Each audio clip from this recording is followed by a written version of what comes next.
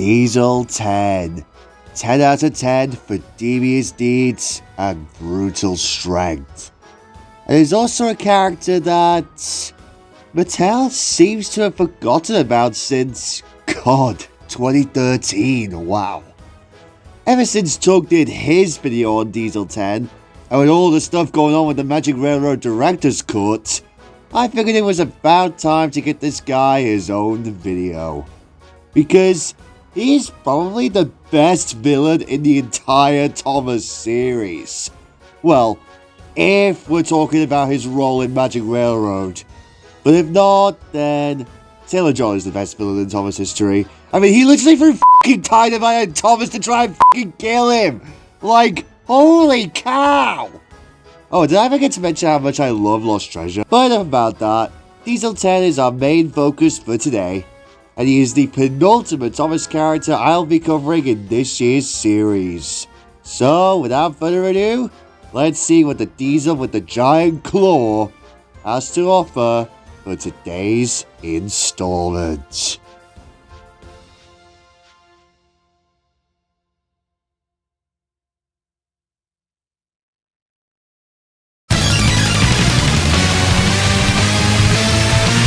Diesel 10 made his grand debut in the movie Thomas and the Magic Railroad, to which he was the main villain of, trying to hunt down Lady and destroy all life to the steam engines. Although, as we all know, he was never intended to be the main villain. He was meant to be a secondary villain, while the actual main villain was going to be P.T. Boomer, played by the late Doug Lennox, who... I'm sorry, but he may just be the most pointless Thomas character ever. Yeah, even more than Captain and f***ing Beresford, because at least they serve a purpose in their plots. But more on that another day. In the movie, Diesel 10 was an evil, villainous, manipulative, mischievous, and ravenous diesel engine who basically acted like a tyrannical boss-like figure to splatter and dodge. He absolutely despised steam engines, would call them taunting names like Puffball, Teapot, and Tin Kettle, and was not above doing anything to get rid of them if possible. He is Soto's strongest, but not quite largest, Diesel, his power being enforced by his slightly malfunctioning claw, Pinchy. He could use this deftly, and was even able to use it to make a sculpture. Pinchy, though, seems to have a mind of its own, as it has been shown to punch Diesel 10 in the face from time to time, which he loathes, and I actually can't find funny. All engines, steam and diesel alike, fear or respect him. Now, in terms of his voice actors, oh boy, do I have a lot to say about this, as so far, out of all of the characters I've covered in this marathon, Diesel 10 has the most amount. And most of these were from the director's cut. The first of these is Keith Scott, who we've known so much about since we heard about the Magic Railroad Workman back in 2007? Even if I was only young at that time, but I digress.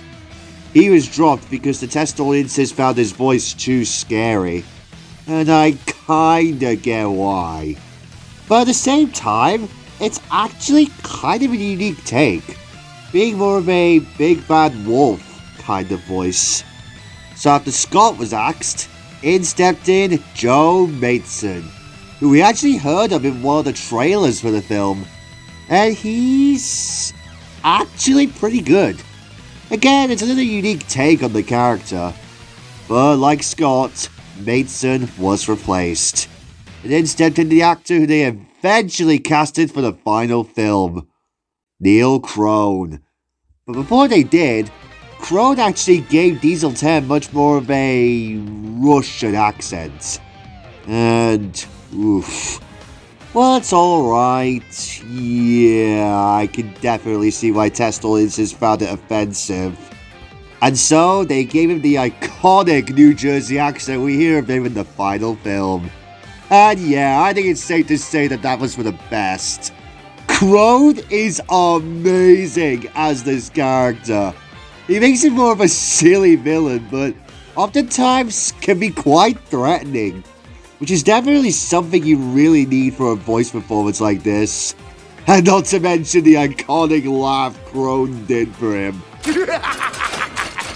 And for his bollocks, his Magic Railroad is with the whole magic bullshit. You can't deny that Crone did a top-notch performance as this guy. Definitely makes the film more worthwhile in terms of a watch.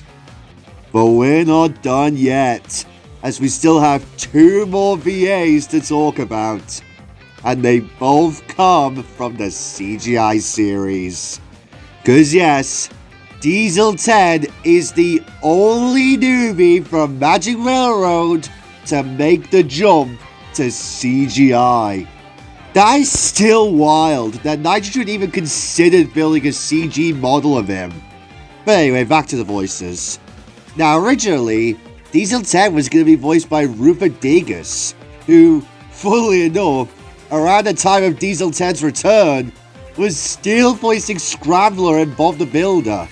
And maybe a couple others, I don't know. And he would also go on to voice newbies Dead and Flynn in the next 2 seasons. A clip of his voice surfaced online, and interestingly, his laugh was used in the final cut.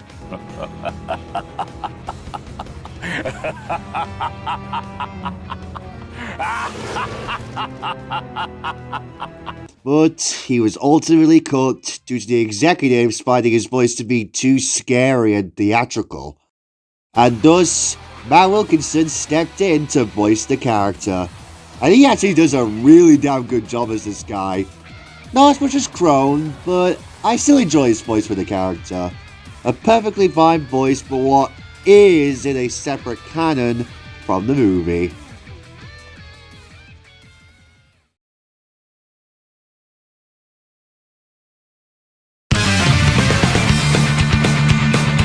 Now for this video, and the finale video as well, to which you'll see why, I'm going to be changing this up a little bit. For this video, I'm going to be talking about all of Diesel Ted's appearances in one go, and how well, or not so well, he was portrayed in all of them. Starting off of course with what is undeniably his best portrayal in the whole series. Thomas and the Magic Railroad. Now, like I said, this movie, while I still think is alright overall, is complete bollocks with all the magic bull crap. But hey, I'll at least take it over watching a babyish, dumbed down learning segment with Angelus's bored as hell narration to boot. But you can't deny that this movie nailed Diesel Ted. He's so unapologetic and threatening, and the voice performance really helped with that. Especially the whole thing with Diesel Ted calling his claw Pinchy. Oh, I see you forgot to bring the sugar. How careless. Say hello to Pinchy. But at the same time, when planning his scheme, you can't help but be a bit silly, which is something you really need for a villain like this. And you know what? Bowser had this kind of thing too in the Mario Bros. Movie now that I think about it. He may be the villain of the movie, and can come off as a bit threatening towards our heroes, but you can't help but get a laugh out of him at times. Especially during the musical number he does about Peach. That still gets a giggle out of me, but that's besides the point. Now Diesel Ted's next appearance in the series, ironically, is his worst portrayal in the series. Diesel Ted made his return in Calling All Engines, to which, while still feared by the engines, for some godforsaken reason, decides to help Thomas to clear the wreckage at the airport. Why would you do that? Like honestly, that crash was just pointless. I was there to A, have Diesel Ted be involved in the movie in a major way, and B, to pad out the fucking runtime. Like, I get it. Magic Railroad is a separate canon. But if you're going to have the best newbie in the whole film play a big role, Don't just butcher him and ignore what made him a great character to begin with. God, this movie sucks. And this is one of the reasons why. But then, aside from a brief cameo at the end of The Great Discovery, Diesel 10 would make another return to the show in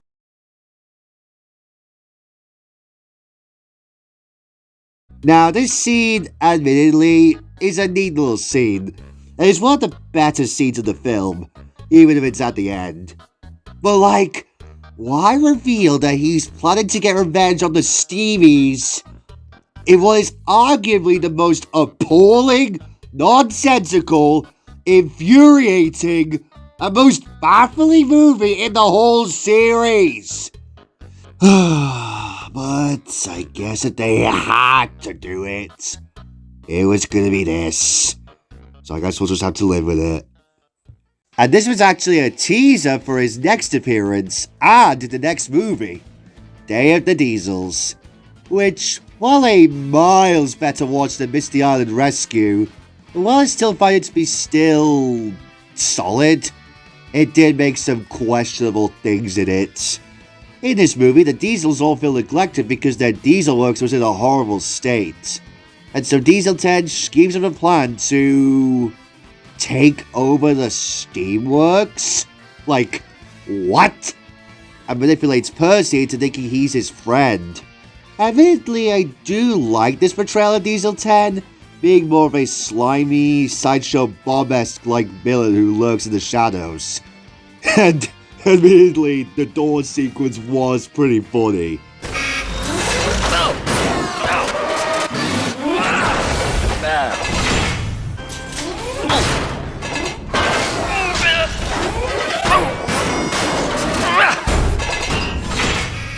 Not again. But I do take issue with this for two reasons. First is, how come Percy isn't suspicious about all this? Is he really that dumb thinking that Diesel 10 is his friend? And second, why does Diesel 10 want to take over the steamworks? Like, if the Diesel Works is in a horrible state, why don't you straight up ask Topham?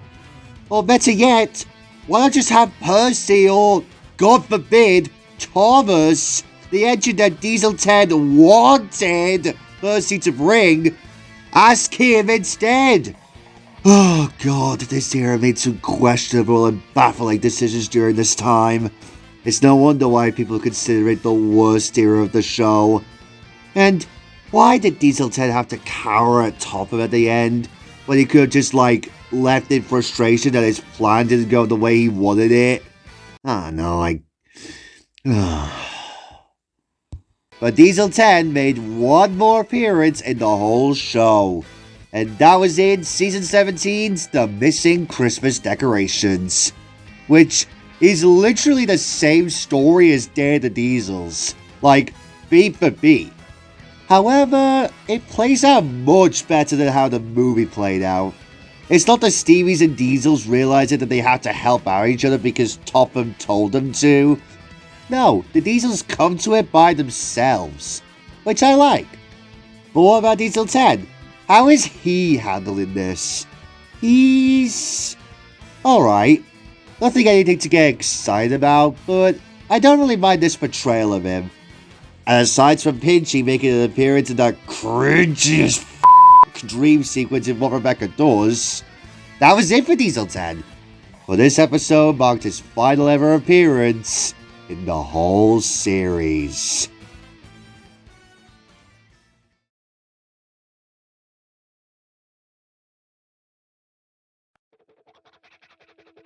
Diesel 10 is easily one of the most recognizable villains in not just Thomas, but in children's media in general.